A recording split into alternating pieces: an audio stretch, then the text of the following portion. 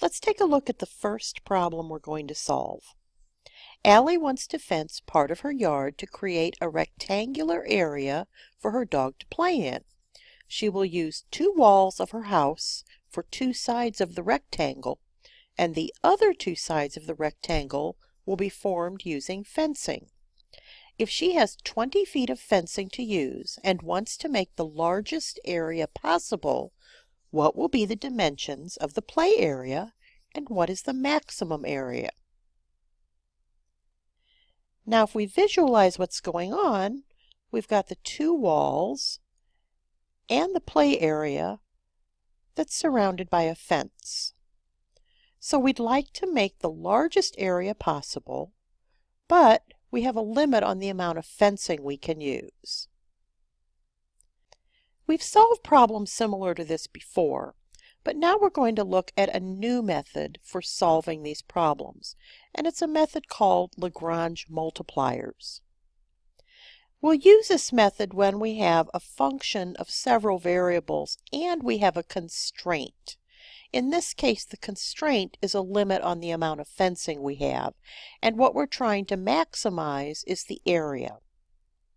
The first thing we'll do is form a new function from the function that we're trying to maximize or minimize and our constraint.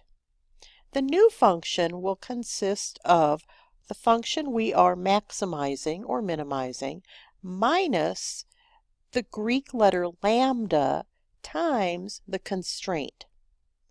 Now lambda is going to be considered a variable, and it's called the LaGrange multiplier. Then we'll find first partial derivatives of this new function with respect to x, y, and lambda. We'll set each of those first partial derivatives equal to 0, which will give us a system of equations that we'll solve.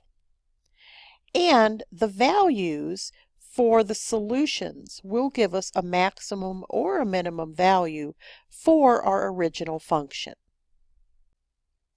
This method can be used for functions that have any number of variables in them. So let's go back to our problem and let's start labeling some things in our picture. We don't know the dimensions of the play area, so we'll call the dimensions x and y. But we do know that we want to maximize the area, which in terms of our variables would be x times y. So we have our function that we're trying to maximize. Now we need a function that describes what our constraint is. And since we only have 20 feet of fencing to use, the constraint must be that x plus y has to equal 20. So if we state the problem in terms of what we're trying to maximize and what our constraint is, we would say we're trying to find the maximum value of a equals xy subject to the constraint x plus y equals 20. So although we have this function that we know that we're trying to maximize, we need to create a new function in terms of our variables x and y and this new variable lambda. Now the way we get the next part of our function is to take our constraint and rewrite it so that it's equal to 0. The new function then will consist of our x times y, that was what we were trying to maximize, minus lambda times the constraint x plus y minus 20. Now although this looks more complicated, it has the same value as the original function. That's because x plus y minus 20 is equal to 0. So all we've really done is taken our function xy and subtracted from it lambda times 0, which means we still have something with a value of x times y. So now that we've got this new function that's in terms of x, y, and lambda, we're going to find all the first partial derivatives of this function. Now you may find that it's easier to take your partial derivatives if you go ahead and distribute that minus lambda times everything in the parentheses. This isn't a step that you have to do, but some people find that this makes the derivatives a little easier. So the first partial derivative with respect to x is equal to y minus lambda. F sub y is x minus lambda. And f sub lambda is negative x minus y plus 20. Now we'll set all those derivatives equal to 0, which will give us a system of equations to solve. Now a little hint about solving the equations. You'll notice that 2 of these equations have lambda in them, and the third equation doesn't. What we're really interested in are the values for x and y. So if we take the first 2 equations and try to combine them so that we no longer have a lambda in the combined equation, we'll be able to use that along with the third equation to solve for x and y. Let's take the first equation and solve it for y. So y equals lambda. And let's take the second equation and solve it for x. So x also equals lambda. So if y is the same thing as lambda and x is the same thing as lambda, then together we can say that x has to equal y. Now we'll go to the third equation. Since x equals y, x and y are interchangeable. So we can go to the third equation, take the y out, and replace it with an x. After all, x equals y. And now we can solve that equation for x. Now to find y, remember that x equaled y. Now we did have a third variable. We had a lambda, but we're not terribly interested in the value of lambda. We do want to know what x and y are because they were the dimensions of our fencing. So the dimensions of the rectangle are 10 feet by 10 feet, and the area is x times y. So in this case, the area is 10 times 10, or 100. So she'll have a maximum area of 100 square feet when the dimensions of her rectangle are 10 feet by 10 feet. Now let's change the problem a little bit. Allie has decided to only use one wall of her house as a side of the rectangle. She also has found more fencing to use, so she now has 30 feet of fencing. What dimensions will give her the play area with a maximum area? Here's what that would look like. Here's the wall, and here's the play area. It's surrounded by fence. Now one side of the fence measures, we'll call it x feet, and 2 sides measure y feet. She wants to maximize the area, which is still x times y. But now the constraints changed. She still has a limited amount of fencing, 30 feet, but that 30 feet comes from 1 length of x and 2 lengths of y. So x plus 2y has to equal 30. So we're trying to maximize the value of a equals x times y, subject to the constraint x plus 2y equals 30. Our function that we're trying to maximize is still x times y, and our constraint can be rewritten as x plus 2y minus 30 equals 0. So when we write our new function in terms of x, y, and lambda, we would have xy minus lambda times x plus 2y minus 30. Remember, the reason why that does not change our original function's value is that x plus 2y minus 30 equals 0. So all we're doing is subtracting lambda times 0 from our original x times y. So let's find the first partial derivatives. F sub x is y minus lambda. F sub y is x minus 2 lambda. And f sub lambda is negative x plus 2y minus 30. We'll set all those equal to 0 and then solve the system. Now the first 2 equations are the ones with the lambdas in them. So let's find a way to eliminate the lambda. If we take the second equation and rewrite it as y equals lambda, and then in the first equation substitute y for the lambda, we'll have an equation that only has x and y in it. The third equation only has x and y in it as well.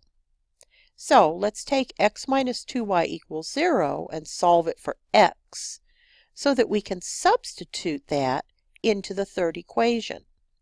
So 2y is the same thing as x, which means we now have negative x plus x minus 30 equals 0. And if we solve that equation for x, we'll have x equals 15. Now to find y, we can remember that x equals 2y. So 15 equals 2y, which means y is 7.5.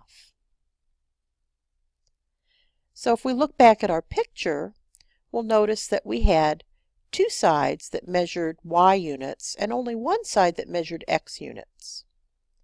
So we could say that the shorter sides measure 7.5 feet and the longer side measures 15 feet.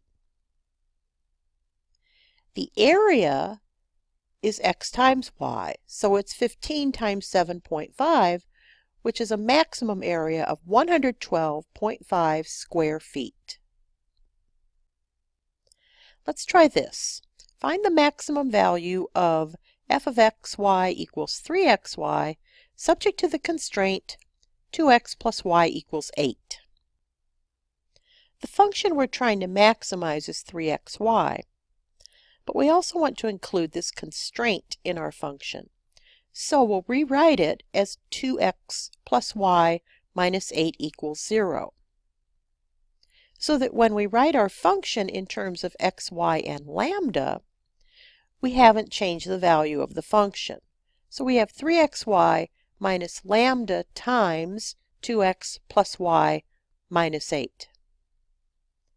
Because we're going to be taking some derivatives, we may find that it's easier to do the derivatives if we distribute the lambda. That's not a necessary step, but if it makes the derivatives easier, then by all means do it. So the first partial derivatives are f sub x equals 3y minus 2 lambda, f sub y equals 3x minus lambda, and f sub lambda equals negative 2x plus y minus 8. We'll set all of those equal to 0 and then solve the system. Now remember, in general, if we can combine the two equations that have the lambdas in them to eliminate the lambda, we ought to be able to combine that new equation with the third equation. So let's take the second equation and solve it for lambda. Lambda equals 3x. And then substitute 3x where we see the lambda in the first equation. So that gives us an equation that says 3y equals 6x. So y equals 2x. Now we can go to the third equation, and where we see the y, we'll substitute a 2x. If we solve that equation, we'll get x equals 2. Now since y equals 2x and x is 2, that means y must be 4. Our problem asks us to find a maximum value of 3xy. So 3 times 2 times 4 is 24. So 24 is the largest value that 3xy can have if 2x plus y has to equal 8. Let's try this. Find the minimum value of g of xy equals x squared plus y squared, subject to the constraint 3x minus y equals 1. Now, even though this is a minimum value, we approach it exactly the same way. We know that our function g is x squared plus y squared, but we want a new function that also includes the constraint. So we'll take our constraint and rewrite it so that it's equal to 0. And then our new function will consist of our original function, x squared plus y squared, minus lambda times this constraint, 3x minus y minus 1. We'll find the first partial derivatives and then set them all equal to 0. So g sub x is 2x minus 3 lambda. G sub y is 2y plus lambda.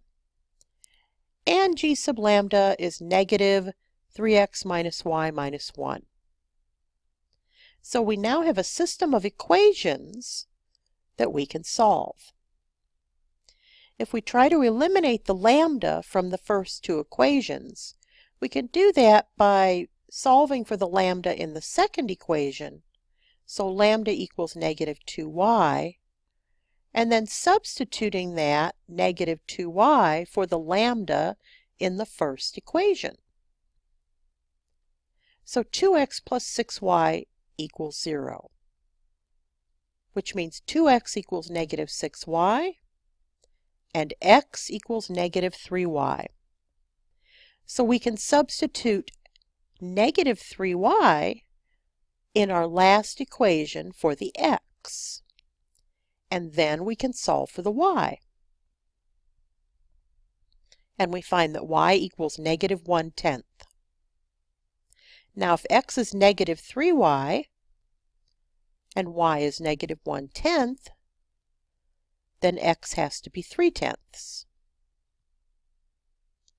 We wanted to find the minimum value, and now that we know what x and y are, we can do that. So the minimum value is 3/10 squared plus negative 1/10 squared, which is 1/10.